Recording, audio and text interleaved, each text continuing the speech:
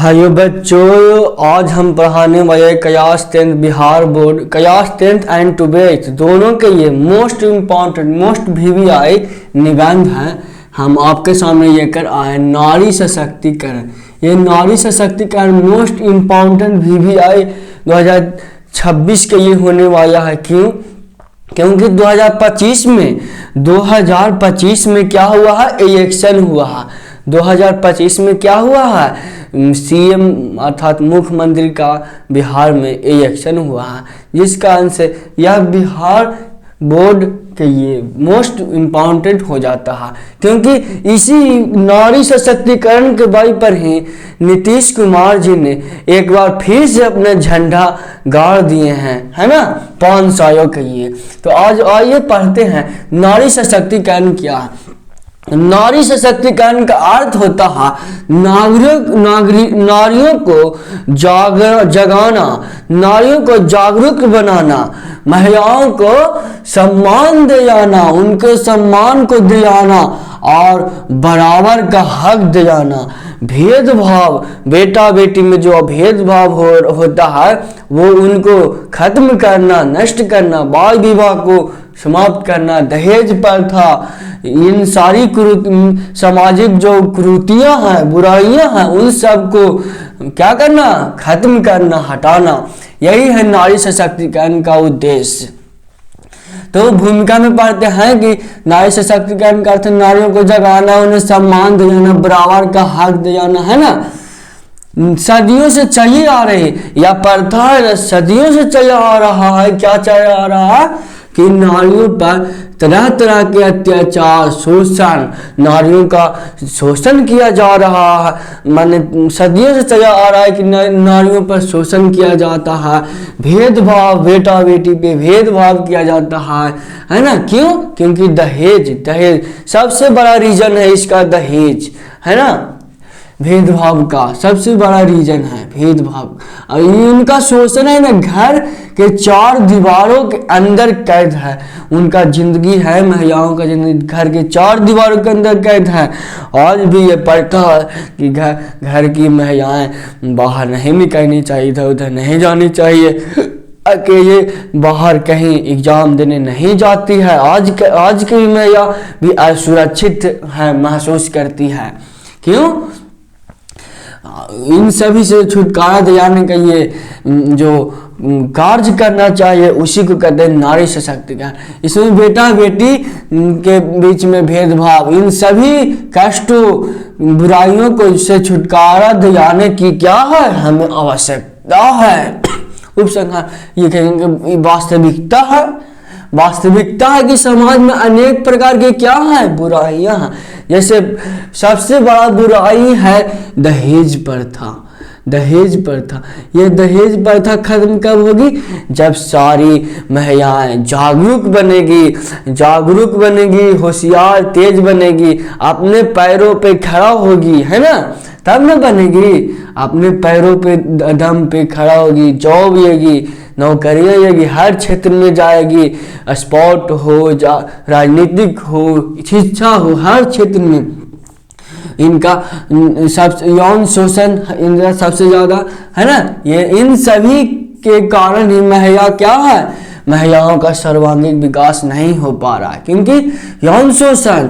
महिला आज exam form भर तो देती है, लेकिन एग्जाम देने 100% में मात्र 90% ही जाती है। 90% अब जाने लगी है। पहले तो जाती ही नहीं थी, 50% जाती थी, अब तो 90% जाने लगी। तो वो जाती भी है तो अकेले नहीं जाती है, पेरेंट्स के साथ, किसी के साथ में जाती है, क्योंकि वो असुरक्षित फील करती है ना। आवश्यकता तो नारी सशक्तिकरण की क्या आवश्यकता है? तो आज के वर्तमान समय में महिलाओं को शिक्षित करना अत्यंत आवश्यक है। किसी विद्वान ने क्या कहा था? खूब कहा था। क्या कहा था? कि अगर आप एक बेटा को पढ़ाते हैं तो वह घर को सुधारेगा, नौकरी लेगा, बिजनेस करेगा वगैरह वगैरह। लेकिन अगर एक बेटी को पढ़ाते हैं तो उनका अगर नौकरी नहीं भी होता है तो वह गांव के आसपास के लोगों को होम कोचिंग पढ़ाकर सभी को शिक्षित करती है। अपने बेटा बेटी को वह खुद पढ़ा सकती है ना। समाज को शिक्षित करती है, पूरे समाज को शिक्षित करते हैं। इसके संदर्भ में नरेंद्र मोदी जी ने भी एक योजना चलाए थे जिसका नाम था बेटी बचाओ बेटी पढ़ाओ, है ना। और बिहार में तो अब 2025 के इलेक्शन में था तो बहुत कुछ योजनाएं चलाए हैं ना, जैसे कि महिलाओं के लिए 10-10 हज़ार रुपया दिए रोजगार करने के लिए, और 2-2 लाख रुपया और देने वाले हैं, है ना, और देने का वादा किए हैं, है ना। बेटियों को इंटर पास पर 25,000 रुपया देने का काम कर रहे हैं, जबकि बेटों पुरुषों को नहीं दे रहे हैं, जबकि महिलाओं पर जोर ज़्यादा ध्यान दिए हैं, 25,000 दे रहे हैं महिलाओं को। और स्नातक माने ग्रेजुएट पास हो जाएगी कोई महिला अगर, तो उसको 50,000। इसी का लाभ, इसी के चलते आज अधिकतर महिलाएं घर में अधिकतर महिलाएं क्या करें, शिक्षित हो रही है लाभ के कारण, है ना। जब तक महिला शिक्षित नहीं होगी तब तक सामाजिक, आर्थिक, राजनीतिक अधिकार उनको नहीं मिलेगा, और तब तक नारी सशक्तिकरण का सपना पूरा नहीं होगा।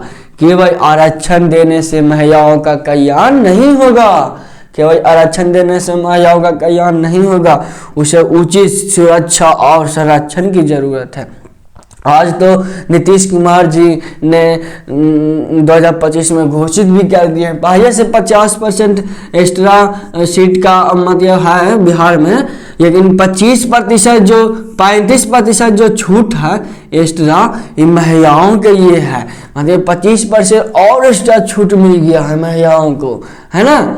कितना छूट मिल रहा है, अर्थात महिला अगर आज के ज़माना में थोड़ा सा भी मेहनत करती है, कमज़ोर भी है, अगर मेहनत करती है तो उनको जॉब फिक्स है, वह अपने पैरों पर दम पर आ सकती है, और वह अपना अधिकार, है ना, सम्मान को पा सकती है। इसका परिणाम वर्तमान में महिलाओं की स्थिति काफ़ी सुधार देखने को मिला है कि नहीं। सभी क्षेत्रों में सुधार देखने को मिला। शिक्षा के क्षेत्र में तो नीतीश कुमार ने तो धुआं उड़ा दिए हैं, 35% छूट दे दिए हैं, जो है ना।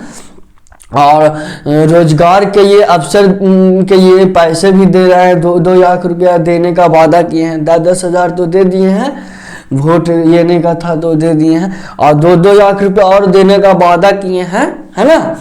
और सेना के क्षेत्र में भी पहले सेना के क्षेत्र में महिला लोग नहीं जा सकती थी एयरफोर्स में, अब महिलाओं भी जा रही है ना।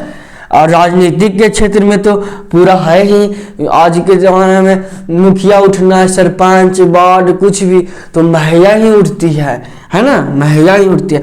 स्पोर्ट्स माने खेल के क्षेत्र में, खेल कूद के क्षेत्र में भी महिला आज उज्जवल है, सबसे आगे है, महिला पुरुषों से कम नहीं है ना। महिलाओं को पढ़ाना लिखाना ही नारी सशक्तिकरण का सबसे बड़ा औजार है माना जाता है। सबसे बड़ा औजार सत्य है, वास्तविकता है। महिलाओं के ऊपर अत्याचार से बचने के लिए महिला आयोग का गठन भी किया गया है ना। Thank you.